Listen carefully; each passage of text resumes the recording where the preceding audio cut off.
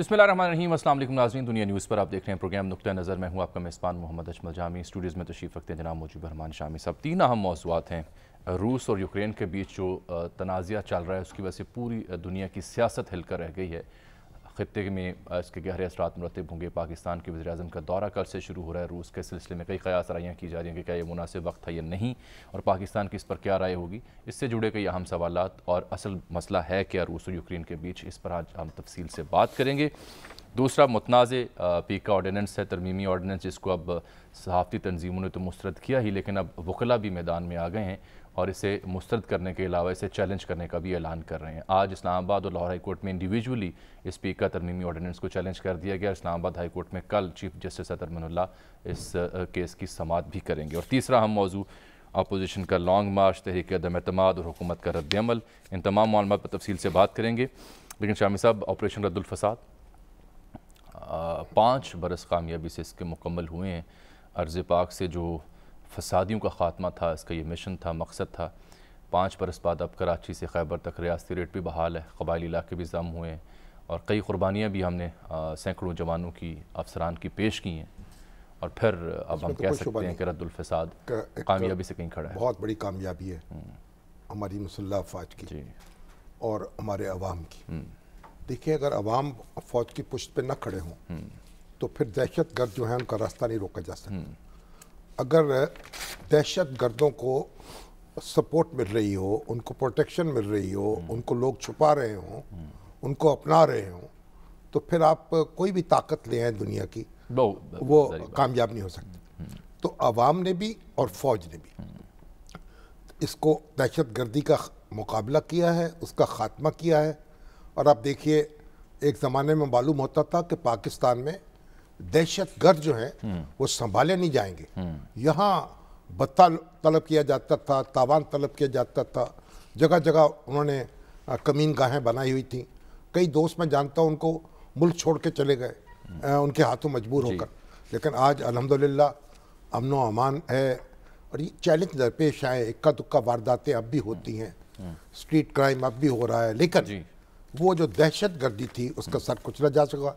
और ये जो 5 साल हैं ऑपरेशन रद्दुल फसाद के उस कामयाबी से हमकनार हुआ है, उस पर हम अपनी कौम को भी और अपनी फ़ौज को भी सलाम पेश करते हैं। आते हैं सर, अब रूस यूक्रेन तनाज़े के ऊपर ये मामला है क्या, इसके पाकिस्तान समेत ख़ित्ते में और पूरी दुनिया पर क्या असरात होंगे, आलमी ताकतें इस पर क्या रद्द-ए-अमल देंगी, पाकिस्तान को क्या करना चाहिए, इन तमाम सवालात का जवाब जानेंगे साबिक़ वज़ीर ख़ारजा पाकिस्तान जनाब खुर्शीद महमूद कसूरी साहब से। लेकिन उससे पहले हम ज़रूरी समझते हैं कुछ बुनियादी मालूमात आप तक पहुँचा दें कि ये मामला है क्या। ये 2014 में शुरू होता है रूस और यूक्रेन के बीच ये तनाज़े। हालाँकि सदर पुतिन जो उनका आज अपने इंटरव्यू भी देखा, उनका बयान भी देखा, वो बार बार अपनी गुफ्तगू में और अपने तबसरों तज्जियों में विरासत का हक़ जताते हैं इस ख़ित्ते पर, यूक्रेन के ऊपर। हालांकि इनके कई सदियों से आपस में ताल्लुकात भी हैं।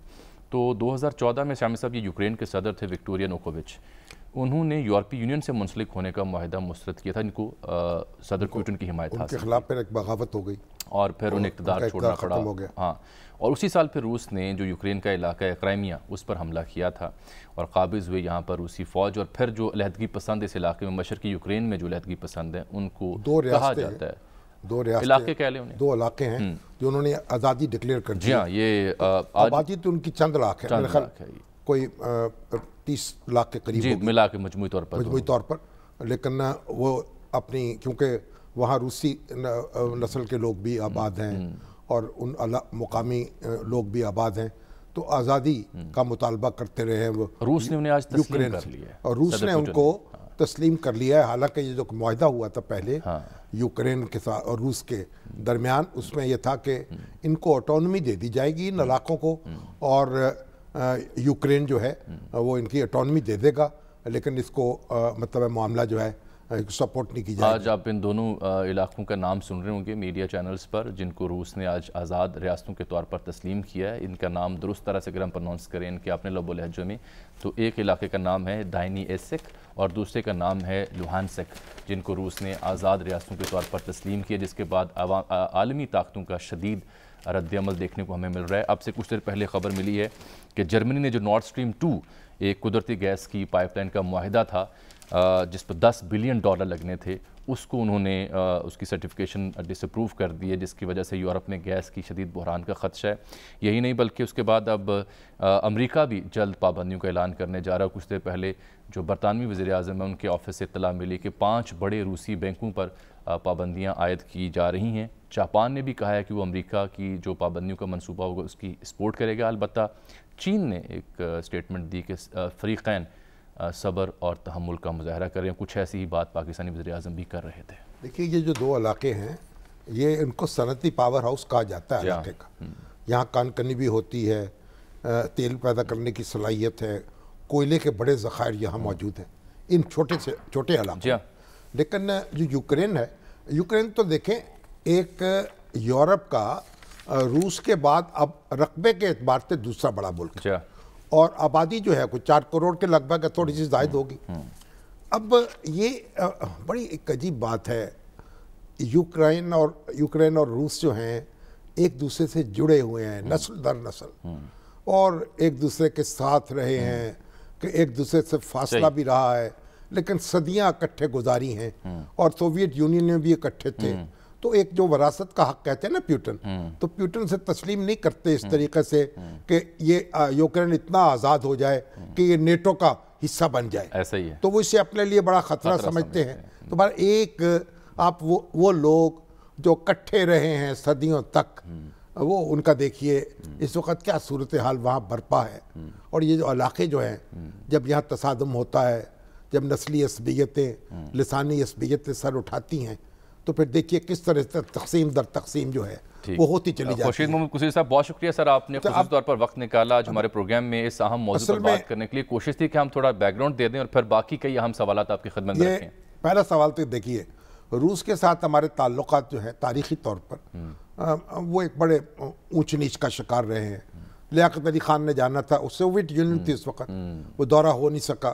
आज भी वो मुहिम्मा है, क्यों नहीं गए, मनसूख कैसे हुआ, दावतनामा, बहरहाल उसके फिर अलग मामला है। लेकिन आज जो दौरा हो रहा है, तो पहला सवाल यही होगा कल से खुर्शीद साहब से, ये बहुत ही एक नाजुक सूरत हाल पैदा हो गई है। कुछ माहिरीन का ख्याल है कि थोड़ा आगे पीछे किया जा सकता। खुर्शीद साहब, आप क्या समझते हैं कि ये दौरा जो है, ये कोई मुनासिब वक्त है या इसको मौखर कर देना चाहिए था, या वजीर आजम को वहां फूंक फूंक के कदम तो रखना होगा और बहुत सोच समझ के बात करनी होगी? मुझे इजाज़त दें, मैं इस पर तो डेफिनेटली बात करूंगा, लेकिन ताकि एक सही पस मंज़र सामने आ जाए प्लीज़। ये रूस यूक्रेन का जो झगड़ा है, पहली बात तो यह है कि जो एक होता है ना इमोशनल अटैचमेंट, ये था तुर्कों के पास इलाका क्राइमिया जो है, सदियों उनके नीचे रहा है, उनके एम्पायर का हिस्सा था। फिर कैथरीन द ग्रेट ने इनका झगड़ा रहा आपस में, इस पर कब्जा किया था, और ये इलाका जो है रूस इसको समझता रहा है इमोशनली कि उसका हिस्सा है। ये जो बाउंड्रीज बनाई गई थी, ये ऐसे इधर उधर की कर दी गई, ताजिकिस्तान, उज़्बेकिस्तान, तुर्कमानिस्तान, कोई ताजिकाबंद एक जगह आबाद हैं, कोई और है, उनको इकट्ठा कर दिया गया।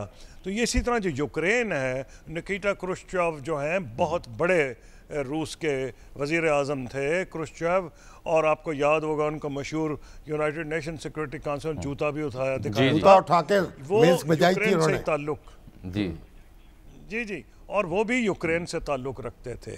तारीख़ी तौर पर रूस जो है वो अपने ओरिजिन करता है कि रूस की कीव रूस, और जिस तरह एक थी डची ऑफ रूस। अब पॉइंट ही आ रहा है जो आपने कहा, ये इतना सिंपल नहीं है, ये कहानी उससे बहुत पहले की है। और 2000 ये जो म्यूनिक कॉन्फ्रेंस हुई थी 2007 में, जब मैं पाकिस्तान की नुमाइंदगी कर रहा था, वहाँ प्रेसिडेंट पुतिन ने वो मार्कतुल आरा तकरीर की थी, जिसका वेस्ट ने ये समझा कि ये तो हमारे खिलाफ बगावत है।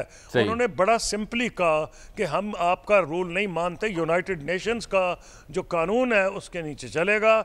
और उसका एक पस मंज़र था कि अमेरिका ने यूनाइटेड नेशन सिक्योरिटी काउंसिल की करारदाद इराक पे मानने से इनकार किया। पाकिस्तान और मैं खुद कोशिश कर रहा था कि ना हमला करे अमेरिका फेल हुआ, अमेरिका को सिक्योरिटी काउंसिल ने इजाज़त नहीं दी, तो उन्होंने एक चीज़ बनाई जिसका नाम था कोलिशन ऑफ द विलिंग, यानी जो मर्जी उनके साथ शामिल हो जाए, इंटरनेशनल लीगैलिटी नहीं थी। उस वक्त पुतिन ने यह तकरीर की थी उस पस मंज़र में कि हम ये नहीं मानते आप, और उसका क्या वजह थी कि जब सोवियत यूनियन का इन्हदाम हो रहा था तो उस वक्त रूस को ये अश्योरेंस दी गई थी कि जनाब अगर आप बर्लिन वॉल जो गिरा दी गई उसको आप मान लें और जर्मनी की यूनिफिकेशन आप मान लें, तो हम मज़ीद अपना बॉर्डर नेटो को उधर नहीं लेके जाएंगे। आज माफ़ करें क्योंकि बताना ज़रूरी था, आपकी बातों से क्लियर नहीं हो रहा था। न्यूयॉर्क टाइम्स में आज एक मजमून छपा है, वो है थॉमस फ्रीडमैन का। उसने क्या ये पूछा है न्यूयॉर्क टाइम्स ने, क्या वाकई रूस रिस्पॉन्सिबल है ये जो यूक्रेन में हुआ? उनका हो ना हो इसमें अमेरिका का भी दखल है। क्या ज़रूरत थी अमेरिका को? यह न्यूयॉर्क टाइम्स का मजमून पूछ रहा है कि जब सोवियत यूनियन इन्हदाम हो गया था, रूस कमज़ोर था, वो वेस्ट में शामिल होना चाहता था, हमने क्यों नेटो उनको करीब लेके गया और उनको थोपा? ये तो वो बात है। आप पूछेंगे तो मज़ीद जवाब दूंगा। आ जाइए आपके सवाल की तरफ। जी, प्राइम मिनिस्टर का जो दौरा कल से शुरू हो रहा है, देखिए अगर तो प्रेसिडेंट जी आप उस तरफ आए, जो प्राइम मिनिस्टर इमरान खान का दौरा है, इसको कतन इस बैकग्राउंड में नहीं देखना चाहिए कि जनाब जैसे हम मगरिब से झगड़ा करके हमने फैसला किया है कि हम रूस को अपनी सपोर्ट देने जा रहे हैं। नहीं, इसका पस मंज़र पुराना है। प्राइम मिनिस्टर फ्रड को आज से 30 साल पहले आए, उसके बाद प्रेसिडेंट मुशर्रफ को वहाँ प्रेसिडेंट पुतिन ने बुलाया, उसके बाद प्रेसिडेंट जरदारी वहाँ गए, अब प्राइम मिनिस्टर इमरान खान जा रहे हैं। इससे पहले यहाँ अभी थोड़ी देर पहले आए थे, कुछ महीने पहले रूस के फॉरेन मिनिस्टर सर्जी लावरोव, मेरे दौर में भी वही थे। अब क्या हुआ, जो ये गैस पाइपलाइन बन रही है कराची से कसूर तक $2 बिलियन की, उस पर बातचीत हुई। लोगों को उम्मीद ये थी कि ये जो दौरा होगा प्राइम मिनिस्टर का, इसमें मामलात में पेशरफ्त होगी, शायद सिग्नेचर हो जाए, ये बात है। तो अगर तो अमेरिका ये समझता है या वेस्ट कि पाकिस्तान जानबूझ के जा रहा है, पहले बीजिंग गेम्स में गया फिर गया, तो नहीं, उनको हकीकत का पता है। उन्होंने पाकिस्तान को खुद इग्नोर किया है और उन्होंने तमाम ह्यूमन राइट्स वायलेशंस बर्दाश्त की ये कश्मीर के अंदर, बावजूद इसके कि यूनाइटेड नेशन सिक्योरिटी काउंसिल ने, यूनाइटेड नेशंस ने खुद ह्यूमन राइट्स कमीशन ने रिपोर्ट की थी। तो पाकिस्तान को ब्लेम नहीं कर सकते। पाकिस्तान तो घड़ी घड़ी कह रहा है हम तिजारत करना चाहते हैं, हम सबसे बड़ा ट्रेडिंग पार्टनर अमेरिका है, फिर बरतानिया है, फिर यूरोपियन यूनियन। हमने कभी नहीं कहा कि हम आपसे कुट्टी कर रहे हैं। इसलिए इसको उस तसलसल में देखना कि जैसे कि उन्होंने कब्जा किया और हम वहाँ पहुँच गए हैं, ये गलत है। ये एक तसलसल है। स्टील मिल भी उनके साथ मिलकर बनाई गई थी। लावरोव साहब जब मुझे मिलते थे वो कहते थे कि हमें स्टील मिल की आपको ट्रिपल कर देंगे। ये पाकिस्तान की बदनसीबी है कि जब वो पीछे काम हो रहा था एक प्राइवेटाइजेशन में, प्राइवेट पार्टीज भी आ रही थी रूस की सपोर्ट से, तो उस वक्त माशाल्लाह इफ्तिखार मोहम्मद चौधरी साहब ने जो मार्कतुल्लाह फैसला किया, जिसके अरबों डॉलर आज तक पाकिस्तान अदा कर रहा है। तो रूस का इंटरेस्ट शुरू से पाकिस्तान में है, पाकिस्तान का रूस में है।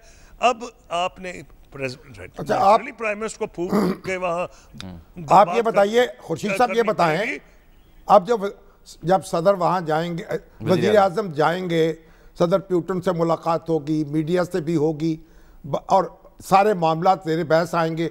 आज तो यूक्रेन के एम्बेसडर ने मुतालबा किया है प्रेस कॉन्फ्रेंस करके बाकायदा इस्लामाबाद में कि जो वजीर आज़म हैं वो हमारा मसला उठाएं रूस के साथ मुज़ाकरात में। तो प्राइम मिनिस्टर को क्या लाइन ऑफ एक्शन इख्तियार करनी चाहिए, क्या करना चाहिए, क्या एडवाइस करेंगे आप? अच्छा, ये मुझे नहीं पता था, ये यूरोपियन यूनियन के एम्बेसडर्स ने किया प्रेस कॉन्फ्रेंस? नहीं, यूक्रेन के। आपकी आवाज साफ नहीं थी। ये आप कह रहे हैं कि यूरोपियन यूनियन के एम्बेसडर्स ने इस्लामाबाद में प्रेस कॉन्फ्रेंस की है? यूक्रेन के एम्बेसडर ने, जो इस्लामाबाद में है, उसने प्रेस कॉन्फ्रेंस की है। यूक्रेन के एम्बेसडर ने? हाँ जी। अच्छा, ये देखें, बात यूँ है, प्राइम मिनिस्टर को फॉरेन ऑफिस ने डेफिनेटली मुकम्मल ब्रीफिंग दी होगी। फॉरेन ऑफिस की बहुत अच्छी इसमें उन्होंने बैकग्राउंड ब्रीफिंग होगी। उनको यही एडवाइस किया जाएगा कि हमें इस मामले में डायरेक्ट हमारी मुदाखलत नहीं, हमें बायलैटरल मामलात पे बातचीत करनी चाहिए। यूक्रेन वाला जो मामला है ना कि उनके जो प्रेसिडेंट है, ये बड़ा एक गंभीर मामला है।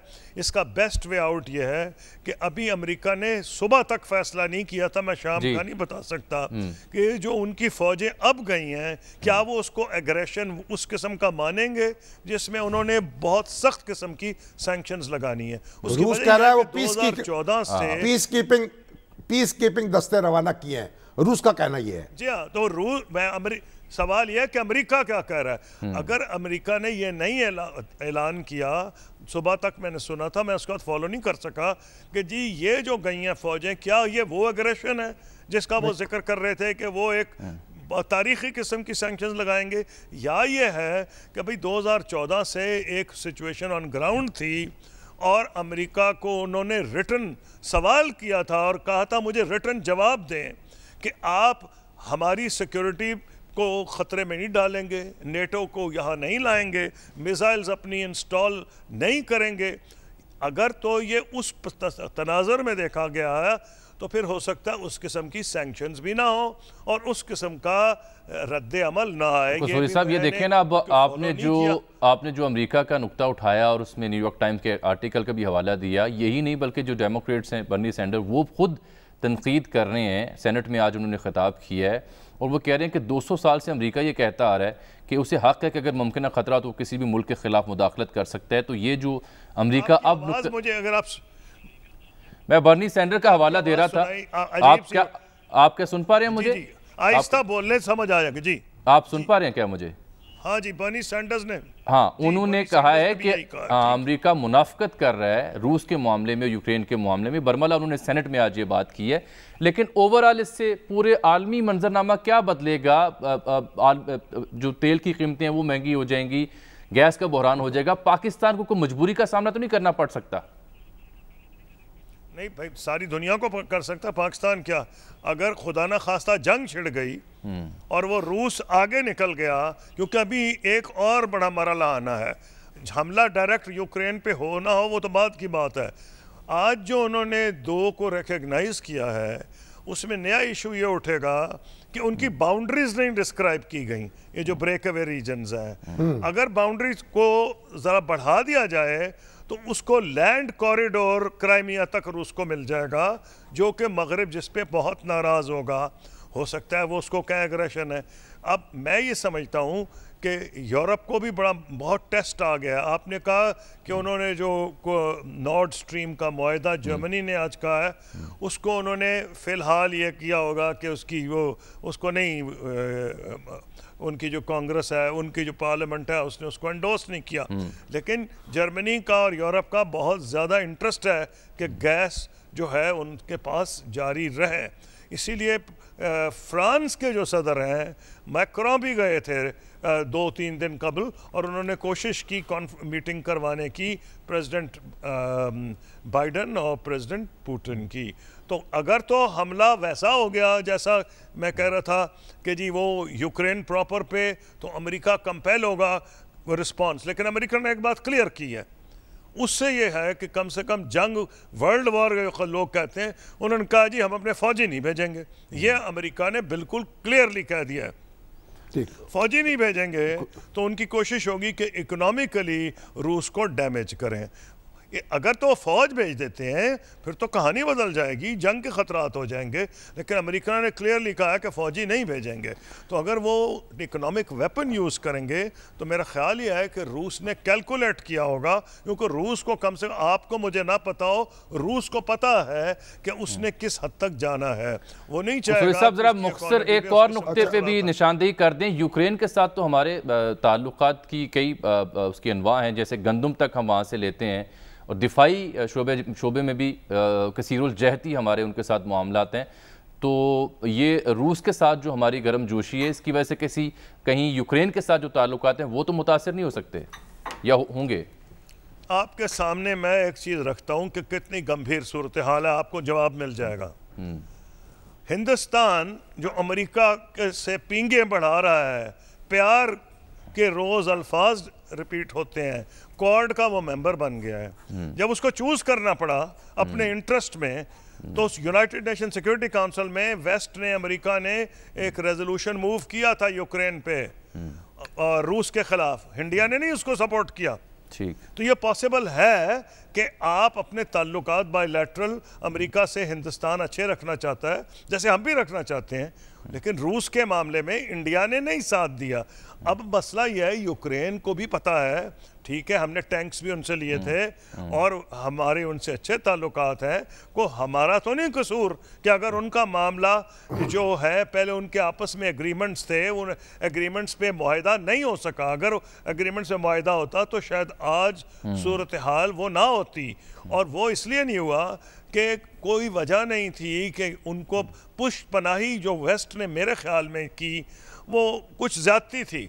देखिए, साथ कहते रहे हम फौजी नहीं भेजेंगे, साथ उनके कहते भी खड़े रहो हम तुम्हारे पीछे हैं। अब वो खड़े रहे हैं, तो अब अगर तो मामला बहुत आगे बढ़ गया तो फिर तो इकोनॉमिक कॉन्सिक्वेंसेस होंगे। अच्छा, आप ये खुर्शीद साहब सिचुएशन भी पैदा हो कि आप ये समझते हैं कि जो नेटो है अगर यूक्रेन से दूर रहे और उसका हिस्सा यूक्रेन ना बने तो मामला जो है वो ये ठंडा हो सकता है और सूरत हाल को बेहतर किया जा सकता है?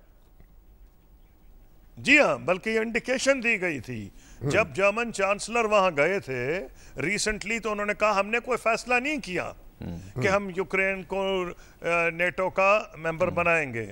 और उसके ऊपर जो सदर यूक्रेन के वहां खड़े हुए थे उन्होंने कहा हाँ, फिर हमें ये जो शायद हमारा ख्वाब ही रहेगा।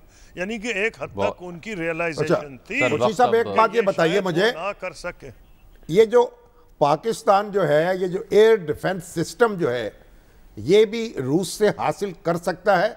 इसके कोई इम्कानात हैं? देखिए, ये सिंपल एक कमर्शियल बात है। हिंदुस्तान बहुत बड़ा बायर है।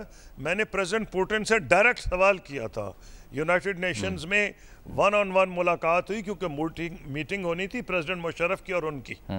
किसी वजह से प्रेसिडेंट मुशर्रफ न्यूयॉर्क के ट्रैफिक में फंस गए, क्योंकि होता है ऐसे न्यूयॉर्क में सिक्योरिटी। तो मैंने फिर मुलाकात की और मैंने उनको जिस तरह होता है ना शरारतन पूछा, क्या हिंदुस्तान को वीटो पावर है? हमने अगर आपसे हथियार खरीदने हो? वो बहुत गुस्से में, उनका बिल्कुल नहीं है। पॉइंट इसमें यह है, हिंदुस्तान बहुत बड़ा बायर है रशियन वेपन्स का। अब आपके पास इकोनॉमिकली वो पावर नहीं, अगर आपके पास हो तो रूस आपको भी बेच देगा। रूस वीटो, जैसे प्रेसिडेंट पुतिन ने मुझे कहा था, इंडिया को कोई वीटो नहीं, लेकिन आपके पास इकोनॉमिकली आपने अब जहाज खरीदे हैं, चाइना से लिए हैं, जो फ्रांस के राफेल खरीदे थे हिंदुस्तान ने, तो हमारा दोस्त चीन हमारे काम आया है और उन लेटेस्ट जो जहाज हैं उनसे पाकिस्तान का उसका सौदा हुआ है। क्या पाकिस्तान अफोर्ड कर सकता है?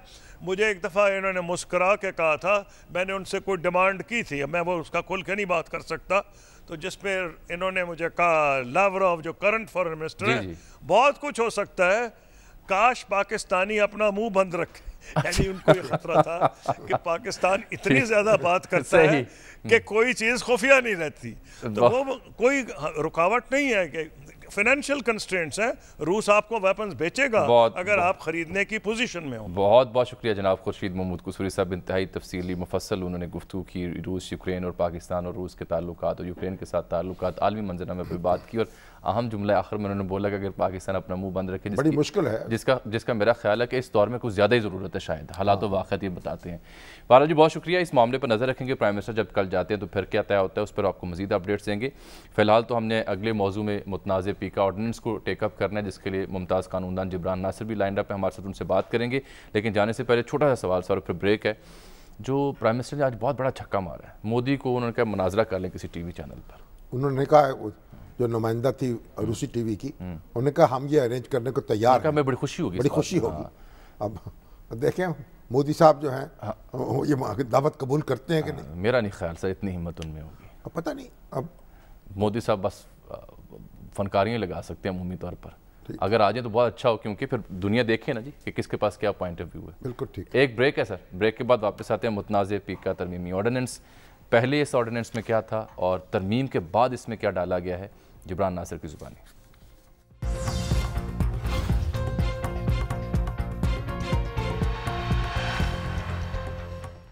वेलकम बैक नाज़रीन। मुतनाज़ पीका तरमीमी ऑर्डिनेंस अब ज़ेर बहस है। मुसलसल सहाफ़ती तंजीमों के बाद वकला ने भी इसे मुस्तरद कर दिया। मुल्क भर की बार्स ने न सिर्फ इस ऑर्डिनेंस के ख़िलाफ़ स्टेटमेंट्स जारी की, बल्कि सुप्रीम कोर्ट बार एसोसिएशन ने तो ये भी अपनी प्रेस रिलीज़ में कहा कि वो जल्द इसे चैलेंज करेंगे अदालत में। Lahore high court, Islamabad high court में शामिल साहब ये चैलेंज हो चुका है। इस्लामाबाद हाई कोर्ट में तो ये समाअत के लिए मुकर्रर होगी दरख्वास्त। कल chief justice Islamabad high court जनाब अतर मिनुल्लाह इसकी समाअत भी करेंगे। आसन भोन साहब बड़े जज्बात में हैं। अगर हर मुकदमा उन्होंने खुद ही लड़ना है, यानी पिटिशनर खुद बन जाना है, तो फिर लोग वकील को क्यों करेंगे? फिर तो जारी बात है सर, सुप्रीम कोर्ट बार को रिप्रेजेंट कर रहे हैं। अगर वकील ही पर प्रैक्टिस हो जाए पिटिशनर, हाँ, तो फिर लोगों को वकील भी तो वो ये कहते हैं आगे से कि अब कोई दूसरा पिटिशनर होगा तो वकालत चलेगी ना। वो ये कहते हैं कि खुशकिस्मती या बदकिस्मती से मामलात ही ऐसे ऐसे ज़ोहर पजीर हो रहे हैं कि हमें लीड लेनी पड़ रही है। मैं कोशिश करता हूँ उनसे रब्ता भी हो जाए, बात भी उनसे हुई थी, लेकिन जनाब जिब्रान नासिर साहब से हमने रब्ता सरेदस्त कर रखा है। ये इन मामलात पे एक्सपर्ट भी हैं, कानूनी माहिर भी हैं, और जो फ्रीडम ऑफ एक्सप्रेशन के मामलात हैं उस पर एक ख़ास नज़र रखते हैं। आपको खुशामदीद कहते हैं सर प्रोग्राम में। शाम साहब देखें, जो तरामीम हुई हैं ना, उनमें 4-5 बुनियादी मसले जहाँ पर एतराज़ हो रहा है। एक तो एक पर्सन जो है उसको उसकी डेफिनेशन बदलेगी, वो तंजीम इदारा हो सकता है। फेक न्यूज़ की डेफिनेशन की नहीं की गई और हर शख्स को हक दे दिया गया है। ऑनलाइन डिफेमेशन के ऊपर आप 5 साल कैद दे सकते हैं, जो सेक्शन 20 में तरमीम दी गई है। फिर उसके अलावा नॉन बेलेबल है ये, हालांकि पूरी दुनिया में कल भी माहिरीन से बात हो रही थी कि ये क्रिमिनल ऑफेंस नहीं होना चाहिए। और फिर 6 माह ट्रायल का वक्त रखा गया है। जिब्रान साहब, अगर हम ट्रायल का वक्त तो पूरा नहीं होगा, ट्रायल कहाँ होगा इसमें जी? देखो जिब्रान साहब, पहले तो ये वाजे कर दें कि तरामीम से पहले ये ऑर्डिनेंस क्या था और अब तरामीम के बाद इसकी शक्ल क्या बन गई है। अगर बुनियादी निकात के जरिए बता सकें कि ये चीज़ें हैं जिसकी वजह से फ़र्क आता है दोनों में। सर देखिए, जो चेंजेस हैं इसके अंदर, उससे पहले ये बात करना ज़रूरी है कि अगर इस प्रीटेंस के ऊपर हुकूमत कानून लेके आई है कि हमने न्यूज़ मीडिया को रेगुलेट करना है और फेक न्यूज़ को रेगुलेट करना है, तो ये एक ऐसी चीज़ है जिसमें मेरे ख्याल में मीडिया ही सबसे बड़ा स्टेक होल्डर है। और हुकूमत दिखा दे कि किस मीटिंग में और किस जगह उन्होंने इसके हवाले से कोई पॉलिसी डिस्कशन किया या मीडिया से इस पर इनपुट लिया। ये भी हमें पता है कि पाकिस्तान का मीडिया, बेशक उसमें बहुत कमियाँ सही, मगर इतना जिम्मेदार है कि पैमरा का जो मौजूदा कोड ऑफ कंडक्ट है उसमें एक सहाफ़ी हामिद मीर साहब ही सुप्रीम कोर्ट गए थे, जिसके नतीजे में वो कोड ऑफ कंडक्ट वजूद में आया था और मीडिया ने खुद अपने आप को रेगुलेशन के लिए पेश किया था। सही। अब यहाँ पे जो बात हुई है और जो फरूक नसीम साहब ने तमहीद बांधी थी जब इस ऑर्डिनेंस को इंट्रोड्यूस कराया, तो उन्होंने बताया कि जी जो वज़ीर आज़म साहब की शरीक हयात हैं उनके हवाले से कोई नाज़ेबा गुफ्तगू हुई है और उन्होंने इसको दिखाने की कोशिश की कि जी लोगों की अज़वाजी ज़िंदगी की या घरेलू मामलात इज़्ज़त उछाली जाती है और ये बड़ी नामुनासिब सी चीज़ है, तो इसमें कोई डर और खौफ पैदा करना चाहिए। मगर पहले वाकई में कानून तरमीम से पहले एक नेचुरल पर्सन, यानी कि एक इंसान की डिग्निटी तक या उसकी इज़्ज़त नफ्स तक था। तरमीम में आपने नेचुरल पर्सन की डेफिनेशन को चेंज करके उसके अंदर इंसान, एक कंपनी, एक कोई चैरिटेबल ट्रस्ट या कोई भी हुकूमती इदारा या इंस्टीट्यूशन, यानी कि अगर कंपनी है तो आप समझ लें कि इलेक्ट्रिक पर तनकीद करना वो कल को डेफेमेशन क्रिमिनल हो सकता है। इदारे की बात करें तो किसी यूनिवर्सिटी में अगर हरासमेंट का वाकया हो और बच्चे उसके बारे में शोर मचा रहे हों तो वो कह सकते हैं कि जी ये फेक न्यूज़ है। इसी तरीके से अगर आप किसी हुकूमती इदारे की बात कर रहे हैं तो नैब और नैब की जो कार्रवाइयां हैं, जैसे या जो RUDA Ravi development urban development project जो एक कंट्रोवर्सी बना हुआ है, उसके बारे में बहुत सारी बातें आती रहती हैं। उसके साथ साथ इन्होंने डेफिनेशन के अंदर ये भी शामिल कर दिया कि ये शिकायत करने का हक अमूमी तौर पे उसको होता है जिसकी इज्जत नफ्स मजरूह हो, जिस पे हमला किया जाए।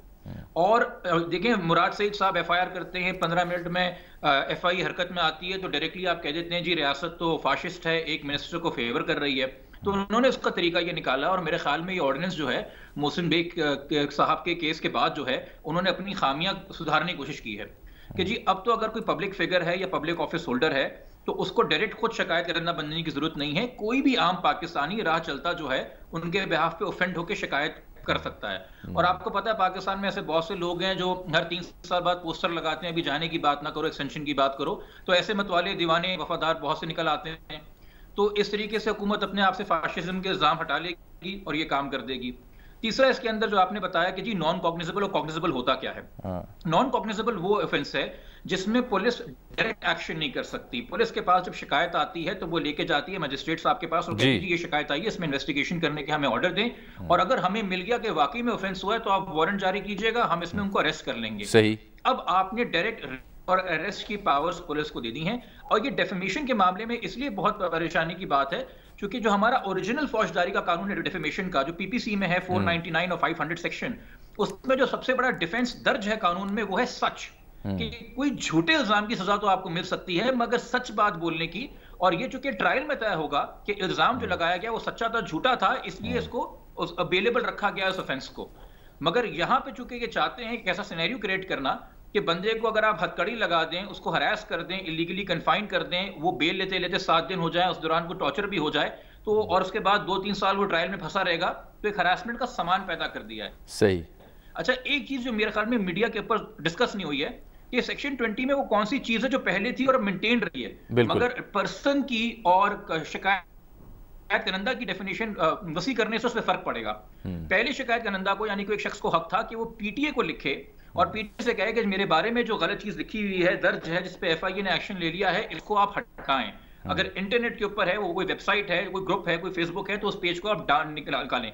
अब जब आपने इतना वसी कर दिया है तो सिर्फ ये नहीं है कि उस सहाफी के ऊपर जो कोई खबर दे रहा है उस पर हमला हो सकता है, मगर जो खबर वो दी गई है वो खबर भी सिरे से गायब की जा सकती है कि सारा शोर किस मामले में था।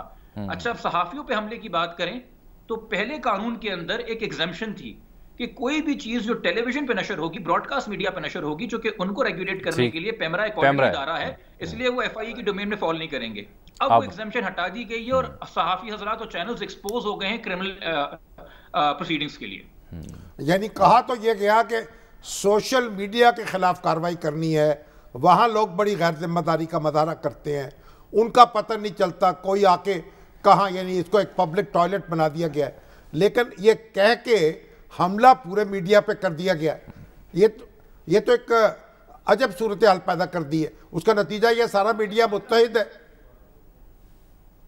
हमला पूरे मीडिया पे करने की वजह ये भी थी जो मैंने आपसे कहा ना, मोहसिन बेग साहब की एफआईआर में खामियां दूर कर रहे हैं। बशीर मेमन साहब जो साबिक डीजी एफआई हैं, वो ऑन रिकॉर्ड कह चुके हैं ये एफआईआर पढ़ के कि साइबर क्राइम का केस नहीं बनता, चूंकि मोहसिन बेग साहब ने जो बात की थी वो टेलीविजन पे की थी, वो पेमरा के अंडर आता है। अगर कोई तीसरा इंसान उस क्लिप को शेयर कर रहा है सोशल मीडिया पे तो उसके खिलाफ ऑफेंस बनता है। तो ये एग्जेम्पशन हटा के पेमरा की तज्जिया निगार, सहाफी, रिपोर्टर या पॉलिटिकल अपोजिशन टेलीविजन पे भी जो बात कह रही है, और हमें पता है ये रिवायत हमारे यहाँ दुनिया में है, आप पनामा लीक्स देख लें या अभी स्विस लीक्स देख लें, ये एक्सपोजे और ये स्कैंडल्स इससे पहले कि जुर्म करने वाला खासतौर पे हुकूमती सतह पे अपनी गलती माने, ये करप्शन स्कैंडल्स मीडिया पे एक्सपोज होते हैं। एक पब्लिक प्रेशर बिल्ट होता है, फिर हुकूमत जाके अपनी गलती तस्लीम करती है। तो इन्वेस्टिगेटिव जर्नलिज्म की तो कबर खोद दी इन्होंने। यानी अब आप रीट्वीट भी नहीं कर सकेंगे किसी मुद्दे को। मौजूदा हुकूमत की तो एक्सपर्टीज ही ये है कि वो लोगों पे वाइल्ड एलिगेशंस लगाती है, अपने मुखालफों को चोर और डाकू दिन रात कहती है, तो सबसे बड़ी मुश्किल तो उसके लिए भी पैदा होगी।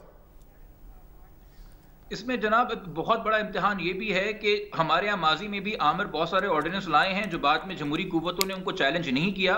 इस वक्त अदालतों में तो मीडिया की तमाम, और बहुत खुशी की बात है कि मीडिया की तमाम रेगुलेटिंग अथॉरिटीज जो हैं और बॉडीज जो हैं वो एक पेज पे हैं, सारे हाई कोर्ट्स की बार्स एक पेज पे हैं। मगर ये भी इम्तिहान है कि जो इतनी जोड़ तोड़ हो रही है, कभी जहांगीर तरीन साहब के पास जा रहे हैं, कभी जीडीए के पास जा रहे हैं, ये जोड़ तोड़ करके पार्लियामेंटेरियंस को कभी पब्लिक इशू पे राजी करके नून लीग और पीपल्स पार्टी वाले इस ऑर्डिनेंस के खिलाफ एक रेजोल्यूशन तो पास करवाएं। वजीर आजम को तो घर भेजने की बहुत देर है, मगर पब्लिक इश्यूज के ऊपर भी तो सियासत करके दिखाएं कभी, जहां पे उनका फ्लोर है करने का। देखिए, सोशल मीडिया की जब हम बात करते हैं जिब्रान, वो एक नुक्ता बीच में रह गया था कि एक खदशा ये भी है कि गालिबन अगर कोई शख्स को क्लिप शेयर कर रहा है, किसी और ने जो शेयर किया हुआ है उसे रीट्वीट कर रहा है या लाइक कर रहा है या कोट आर्टिकल कर रहा है, तो भी वो धरा जा सकता है। सर बिल्कुल धरा जा सकता है। देखें, हमारे पास तो एक बहुत बड़ा डिफेंस ये भी रहा है ना कि अगर कोई खबर आपके चैनल पे नशर हुई है और मैं उसकी तवज्जुह से आपकी वेबसाइट से शेयर कर दूं, कहते थे कि जी ये दुनिया टीवी ने खबर दी है। बिल्कुल।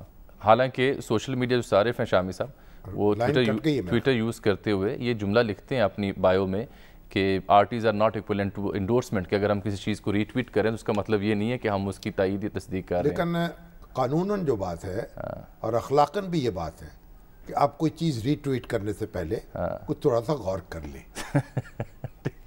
कुरान करीम ने भी कहा है तुम्हारे पास अगर कोई फासिक खबर लेकर आए तो बिला तहकीक उसे आगे ना फैला दिया करो। ठीक बात। Forwarded as receive. नहीं, ये तो बुनियादी नुक्ता है ना, ये तो उस स्पिरिट पे बात आप कर रहे हैं जो बुनियादी प्रिंट मीडिया जो है उस पे एडिटर का नाम मौजूद है, पब्लिशर का नाम मौजूद है। जिब्रान, बहुत शुक्रिया आपका कीमती वक्त का। इलेक्ट्रॉनिक मीडिया जो है उसके वाली वारिस भी सब मौजूद हैं, रिकॉर्ड पर हैं, कौन मुंतजिम है, कौन मालिक है, कौन शेयर होल्डर है, कौन डायरेक्टर है, कौन एडिटर। देखिए एक सर मिसाल सुन लीजिएगा अगर अभी, लेकिन जो सोशल मीडिया है वहां नहीं है ना, उसका मालूम नहीं है। पूरी दुनिया को सर दर्द है ना, ये कोई पाकिस्तान का मसला नहीं है, उसके लिए आपने रेगुलेट करना है। पीटीए ने रेगुलेट करना था साइबर क्राइम। दर्द सर जो है, अब हुकूमत मसला पैदा करती है, हुकूमत को ये सोशल मीडिया को यकसर अलग रखना चाहिए। बिल्कुल ठीक, बिल्कुल ठीक। जाहिद महमूद राजा साहब Islamabad high court bar association के सदर हैं, वो भी इस पर हमारे साथ टेलीफोन लाइन पर मौजूद हैं। राजा साहब, आप लोग इस तरमीमी ऑर्डिनेंस के ऊपर क्या राय रखते हैं और क्यों समझते हैं कि ये नामुनासिब है और ये आज़ादी इज़हार राय का गला घूंटने के बराबर है? जी, पहले तो आपका शुक्रिया बहुत बहुत जी, आपने मुझे इनवाइट किया। बड़ा ये अहम इशू है, अभी तो ये तो टॉक ऑफ द टाउन बन गई हुई है, ठीक है। असल में इशू ये है, मुझे ये समझ नहीं आती कि ये इतनी उजलत में इसकी क्या जरूरत पड़ गई है कि जो है प्रेसिडेंशियल ऑर्डर के तहत जिनासब इसको बना दिया जाता है। हालांकि जो कानून कहता है कि कोई प्रेसिडेंशियल ऑर्डर जो होगा वो किसी जब इमरजेंट किसी की नेचर होगी तो उसमें ये किया जा सकता है। पहले तो इसकी जस्टिफिकेशन नहीं दे पा रहे ना, ये कैसे हुआ, ठीक है। ये तो सेनेट का इजलास उन्होंने मुलतवी करके फिर ऑर्डिनेंस जारी किया है। मतलब ये उनकी इट इज द मेलाफर। इससे पहले जो वो जो लॉज थे जो इन्होंने अमेंडमेंट्स किए हैं, जो क्रिमिनल में और सिविल लॉज में जो अमेंडमेंट्स किए हैं, तो क्या अगर आपको बहुत जरूरत थी तो उसमें डाल देते इस चीज को। उस साइड पे ये लोग नहीं आना, इसका मतलब है कि इसके पीछे कोई ना something is fishy in their mind जी।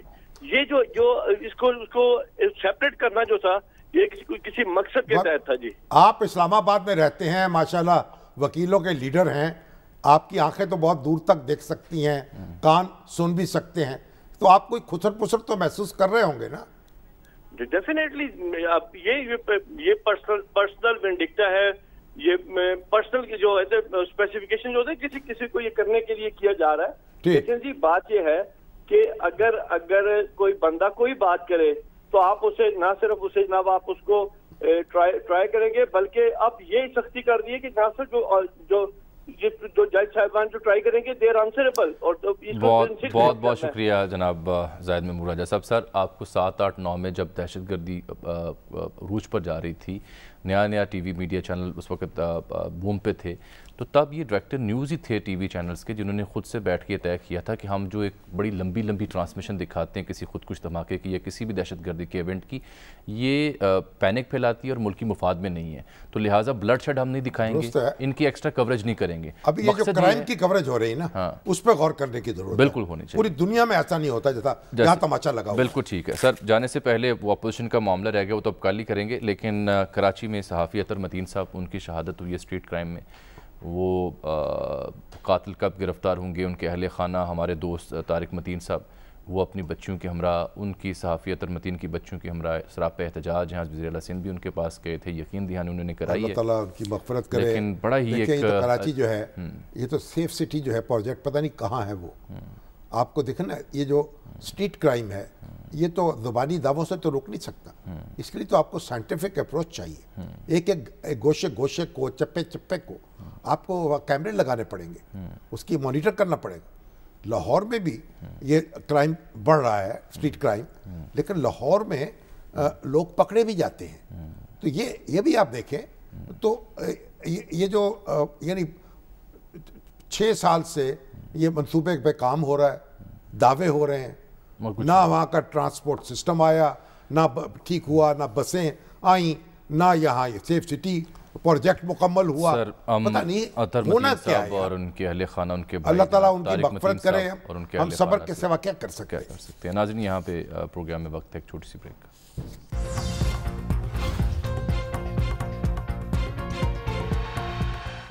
नाज़रीन, इसके साथ ही आज के प्रोग्राम का वक्त यहाँ ख़त्म होता है। आपसे मुलाकात कल, तब तक के लिए इजाज़त, अल्लाह हाफ़िज़।